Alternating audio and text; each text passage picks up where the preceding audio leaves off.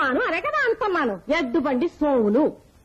మా పిల్ల ఇంటికి చేరడం ఆలస్యం అయితే ఇల్లెక్కి కూర్చున్నా ఉంట కదా, పందెం కోడిపోయింది రాగా.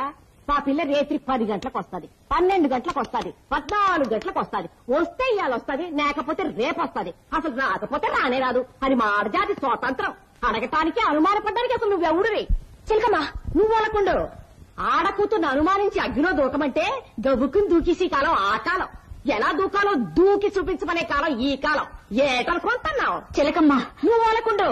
ఇలా సెటపట్లాడితే గాని ఈ పీత బుర్రకి ఆతం ఎక్కదు. ఎవరిని చూసి నువ్వు పీత బుర్ర అంటున్నావు? నిన్నేనయ్యా ముసలాడా. ఊరుకుంటుంటే మరీ శృతి మించిపోతున్నావు. వెంటనే వెళ్లి వకీల్ని కలుసుకుంటాను. ఎందుక? డైవర్స్ కి. అంటే ఏమిటి? విడాకులకి. ఆ పాటిదారికి వకీలు కాడికి ఎందుకయ్యా? ఏ కీలు కా కీలు పీకించుకోవటానికే? మా పిల్లకి నానే వకీలయ్యా. నాను చెప్తున్నా నీకో, నీ కుర్రోడికి మా పిల్లకి డైవోర్స్. నువ్వు వాళ్ళకుండు.